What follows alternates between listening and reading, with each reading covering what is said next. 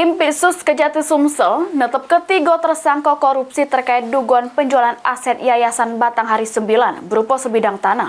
Di antaranya ketiga tersangka merupakan mantan Sekda Kota Palembang tahun 2016.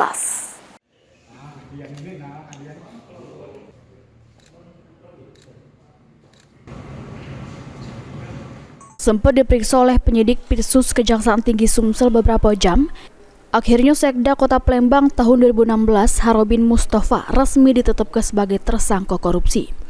Selain Harobin Mustafa, ada dua uang lainnya yang ditetapkan sebagai tersangka dugaan korupsi penjualan aset Yayasan Batanghari 9 di Jalan Mayor Rusuhan, Kelurahan Duku, Kecamatan Ilir Timur 2, Palembang sebesar 11 miliar 760 juta rupiah.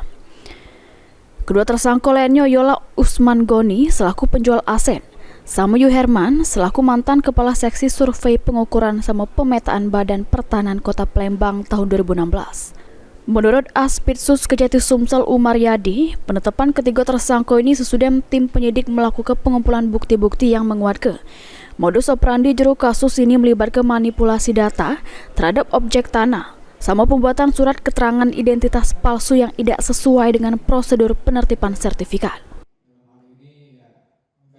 Berdasarkan alat bukti dan barang bukti yang telah diperoleh oleh penyidik sesuai dengan ketentuan pasal 184 ayat 2 KUHP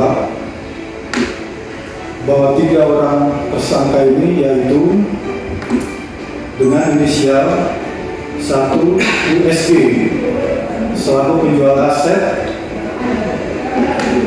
ditetapkan sebagai tersangka. Kemudian yang kedua, tersangka dengan inisial ARD selaku mantan sekretaris daerah Kota Palembang tahun 2016. Dan kemudian yang ketiga, yaitu tersangka inisial YAR selaku mantan Kepala Seksi Survei Pengukuran dan Pemetaan Badan Pertanahan Kota Palembang tahun 2016. Atas perbuatannya, ketiga tersangka dijerat pasal 2 ayat 1 atau pasal 3 junto pasal 18 Undang-Undang Nomor 20 Tahun 2001 tentang korupsi, junto pasal 55 ayat 1 ke 1 KUH Pidana. Selanjutnya, ketiga tersangka ini mulai hari ini, tanggal 22 Januari 2025 sampai 20 hari ke depan dijeblos ke kerutan Pak Jo guna proses hukum lebih lanjut. Suryadi, PAL TV.